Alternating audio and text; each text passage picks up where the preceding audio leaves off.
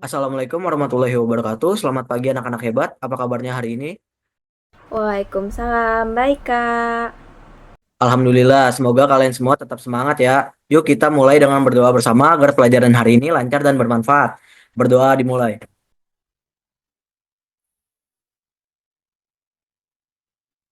Berdoa selesai. Hari ini kita akan belajar tentang topik penting dalam pelajaran kearsipan, yaitu sistem penyimpanan arsip. Coba kalian bayangkan kalau dokumen penting seperti ijazah atau surat kontrak kerja disimpan sembarangan, apa yang bisa terjadi? Hilang, sudah dicari, bikin panik Kak. Betul sekali. Itulah kenapa arsip harus disimpan dengan sistem yang baik dan teratur. Baik, selanjutnya ada pengertian sistem penyimpanan arsip. Menurut Sugiarto, pengertian sistem penyimpanan arsip merupakan sistem yang dipergunakan pada penyimpanan dokumen agar kemudahan kerja dapat diciptakan. Nah, secara umum, sistem penyimpanan arsip adalah suatu cara atau metode yang digunakan untuk menyusun, menata, dan menyimpan dokumen agar mudah ditemukan kembali ketika dibutuhkan. Nah, sistem ini penting dalam kegiatan administrasi karena menjamin arsip dapat tersimpan secara rapi, teratur, dan aman, sehingga mempercepat proses pelayanan administrasi, serta menghindari resiko kehilangan informasi. Materi selanjutnya ada 5 macam sistem yang akan kita pelajari. Yang pertama ada sistem abjad. Sistem abjad adalah metode penyimpanan arsip yang menggunakan urutan huruf dari A sampai Z sebagai dasar pengelompokan dokumen. Arsip disusun berdasarkan huruf pertama dari nama orang, nama perusahaan, lembaga, atau subjek tertentu. Nah, sistem ini merupakan sistem yang paling umum dan mudah digunakan karena tidak memerlukan kode khusus atau daftar indeks tambahan. Selanjutnya ada sistem nomor. Sistem nomor adalah metode penyimpanan arsip berdasarkan nomor urut atau kode angka yang telah ditentukan sebelumnya. Setiap dokumen diberi nomor identifikasi unik sebagai dasar penyimpanan dan pengelompokannya. Sistem ini umum digunakan dalam organisasi atau kantor yang menangani dokumen dalam jumlah besar dan di mana pencatatan administratif dilakukan secara terstruktur. Lalu yang ketiga ada sistem tanggal. Sistem tanggal adalah metode penyimpanan arsip berdasarkan urutan waktu, yaitu tanggal, bulan, dan tahun. Arsip disimpan secara kronologis sesuai dengan kapan dokumen itu dibuat, diterima, ataupun dikirim. Nah, sistem ini sangat cocok digunakan untuk arsip yang bersifat rutin atau periodik, seperti surat masuk atau keluar, laporan keuangan bulanan, agenda harian, atau berita acara. Selanjutnya ada sistem wilayah. Sistem wilayah adalah metode penyimpanan arsip yang didasarkan pada lokasi geografis dari mana dokumen tersebut berasal atau kepada siapa dokumen itu ditunjukkan. Nah, lokasi ini bisa berupa nama kota, provinsi, daerah, hingga negara, tergantung pada lingkup kerja, organisasi, atau instansi tersebut. Lalu yang terakhir ada sistem subjek. Sistem subjek adalah metode penyimpanan arsip berdasarkan topik, tema, atau isi dokumen. Artinya, dokumen tidak dikategorikan berdasarkan nama, nomor, tanggal, atau wilayah, melainkan berdasarkan jenis informasi yang dikandungnya. Sistem ini sangat berguna untuk kantor yang menangani berbagai macam kegiatan atau jenis informasi karena kemudahan pengelompokan sesuai fungsinya. Nah, penggunaan sistem ini menuntut adanya kategori subjek yang jelas, konsisten, dan tidak tumpang tindih agar dokumen tidak salah tempat atau sulit ditemukan kembali. Nah, dalam penyimpanan arsip ada prinsip penting yang harus dipenuhi. Yang pertama, harus cepat ditemukan saat dibutuhkan.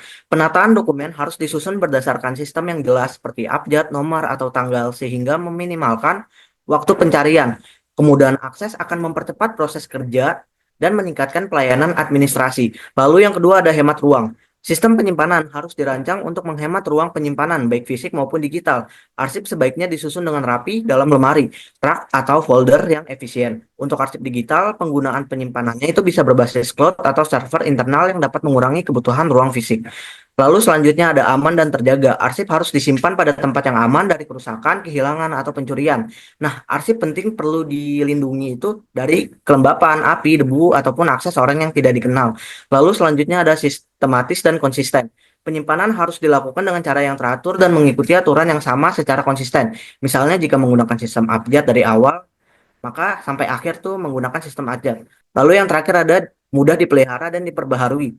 Sistem penyimpanan arsip harus memungkinkan pemeliharaan, pembaruan, serta penyusutan dengan mudah. Artinya dokumen ini dapat ditambahkan dengan lancar dan dokumen lama dapat dipindahkan untuk dimusnahkan. Nah, sudah beberapa materi nih yang saya berikan. Saya ingin tes ya. Surat undangan dari Dinas Pendidikan Jakarta itu menggunakan sistem penyimpanan apa? Ada yang bisa jawab? wilayah, Kak. Bagus. Sekarang laporan keuangan bulan Januari. Kronologis atau tanggal, Kak. Hebat. Kalian makin paham.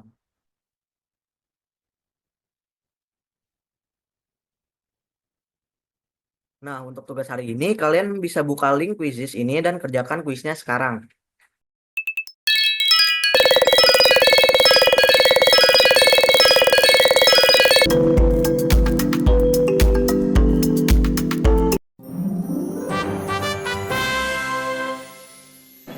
Selamat buat yang menang. Baik, bisa saya simpulkan, sistem penyimpanan arsip merupakan bagian penting dari kegiatan administrasi yang berfungsi untuk menata, menyimpan dokumen secara sistematis agar mudah ditemukan kembali saat dibutuhkan. Dengan pengelolaan yang tepat, sistem ini dapat meningkatkan efisiensi kerja dan mempercepat layanan administrasi, baik di lingkungan sekolah maupun kantor. Nah, para ahli seperti Sugiarto itu menekankan bahwa sistem penyimpanan harus dipermudah pencariannya, menjaga keamanan arsip, serta memungkinkan akses cepat terhadap informasi yang tersimpan. Nah, dalam praktiknya terdapat 5 jenis sistem penyimpanan arsip yang umum digunakan, yaitu sistem abjad, nomor, tanggal, wilayah, dan subjek. Nah, masing-masing memiliki karakteristik dan kegunaan tertentu tergantung pada kebutuhan organisasi atau instansi. Nah, agar sistem penyimpanan dapat berjalan dengan optimal, harus memenuhi prinsip-prinsip dasar seperti mudah ditemukan, hemat ruang, aman, sistematis, serta mudah diperbarui. Dengan menerapkan sistem penyimpanan arsip yang tepat tersebut, kualitas layanan administrasi dapat meningkatkan produktivitas, kerja menjadi lebih efektif dan efisien. Nah, untuk tugas di rumah, kalian bisa membuat salah satu sistem penyimpanan arsip dengan memilih salah satu topik yang telah dijelaskan sebelumnya, seperti penyimpanan abjad, subjek, kronologis, nomor, dan wilayah. Jika ada pertanyaan terkait tugas, bisa ditanyakan saja ya. Terima kasih, kalian luar biasa hari ini. Jangan lupa kerjakan tugasnya. Sampai jumpa di pertemuan selanjutnya. Wassalamualaikum warahmatullahi wabarakatuh.